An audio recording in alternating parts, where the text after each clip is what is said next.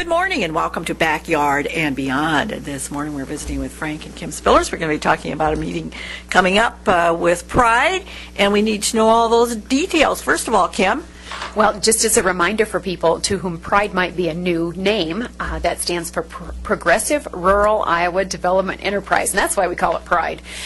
We do economic development in the southwest Iowa area. We have many members in Cass County, and so we have a regular meeting, and this particular month happens to be Thursday, February 24th. We will be at the Griswold Community Center at 7 p.m., and we are very excited. We have the newly appointed Director of the Iowa Department of Education. His name is Jason Glass, and he will be coming to share his ideas with us on education and economic development. Okay. Is there any fee for attending this meeting? No, absolutely not. Our Pride meetings are completely open to the public. We love to have all kinds of new members and new ideas, and we'd like to take the voices of the people to local government and to state government, federal if it need be, depending on the issues that their communities are facing. Okay. Well, Frank, you're going to fill us in a little bit about Jason Glass. I think that's a name we might as well get used to hearing because there's so many education issues. We're going to be hearing more about this man and what he's doing. Well, I think so. And if we're looking at how do we grow our communities, education is going to be a huge component to that, specifically because our workforce depends upon how our kids are educated. And continuing education and the love of learning is really very important as we look at economic development activities. And Director Glass, I believe, has a very good vision for how things can fit together. He's new, he's full of energy. I follow him on Twitter, and he is just an outstanding individual that really looks for solutions. He doesn't look for the politics, he looks for solutions and has kids at heart and schools at heart. What's his past experience? Is he familiar with Iowa, or is he new to Iowa? I mean, both of those have good things to say about it. He's brand new to Iowa. Governor Branstad appointed him at the end of last year in December, and he comes from Ohio. He was working for the Battelle for Kids in 2010, and then before that he was in Colorado working within schools at the Eagle County School District, and then also for the Department of Education in Colorado. But he helps school districts do strategic planning. Prior to that, he was working with organizations for early care and education, and so he has really worked along the age groups of kids. Mm-hmm. Wide variety of experiences there that can help. Well, that's probably why he's so good at thinking and having some solutions. Well, what's he going to be talking about here at the Pride meeting on Thursday night?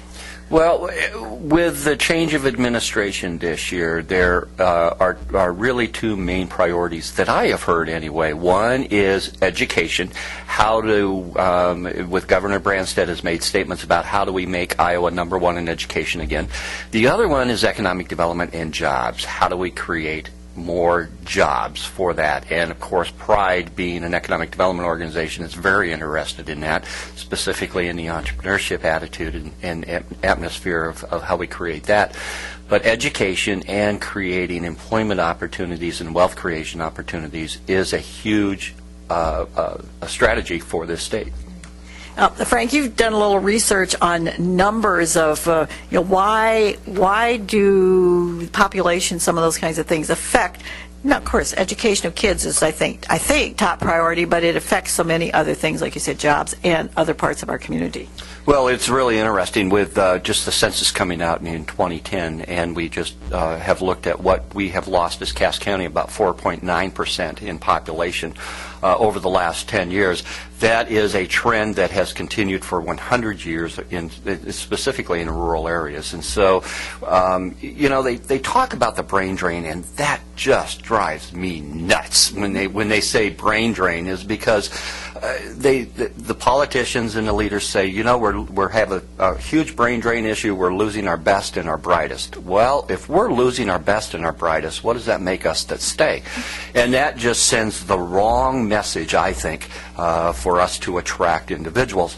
In our schools, as I've just been doing some research over numbers, over just between the 2009, 2010, and 2010, 2011 school years, the three school districts that we have, Atlantic, Anita, which takes in Cumberland and Mesita. Well, I'm talking about the Anita School District, just that district, and the Griswold School District. Without pre-K, without the 4-year-old programs that have started up over the last 3 years in Cass County, these 3 school districts would have lost 103 students. But because we have the pre-K program within Cass County, we gained 15 students across the board. So basically, we stayed even with our school districts. And as we look at our early care and education program, it's very important because of the brain development activities that people develop. You develop your habits in your brain within about the first 3 years of your life, of 80% of that. So as we look at how do we grow, how do we create a workforce, it's very important that we get down into the education to start creating that attitude in there. The other interesting thing that a strategy can bring is if we just retain 10% more of our graduating class, schools and our population within our communities will grow exponentially over the next 10 years.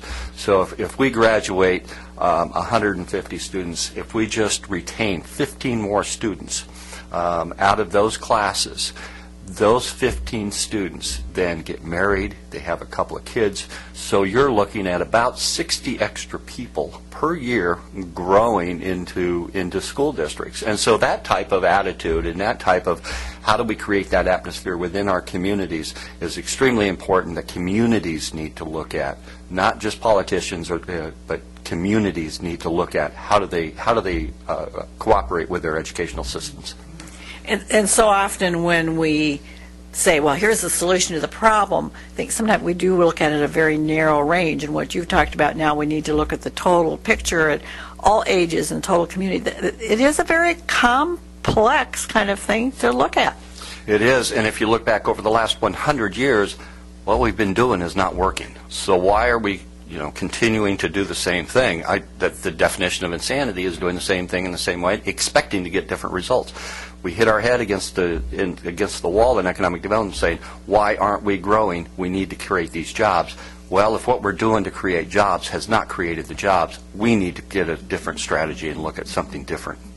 So that does take some new thinking, and that also means that those of us who live in the community need to be open to those ideas rather than saying, oh, we can't do that because we never did that before.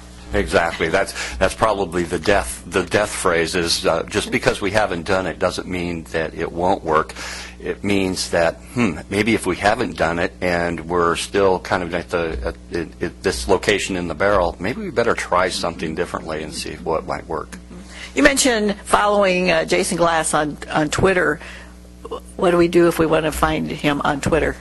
His address is at Jason Glass. So I'll have to get that to you. Well, you can come to the meeting on Thursday night, and I'm sure that Jason will share that with you too. So again, everybody is invited. Find out what he's thinking because he's a very important person in our system. And Kim, I know you have a couple words to add, and remind us again of time and place. Well, the meeting will take place again Thursday, the 24th. That's this coming Thursday, and it will be at 7 o'clock at the Griswold Community Center, and we would love to have everybody.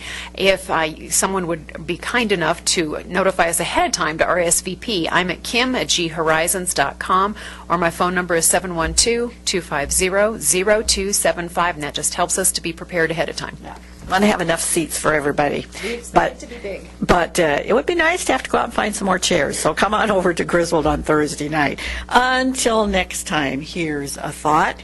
Complacency makes people fear the unknown, mistrust the untried, and abhor the new.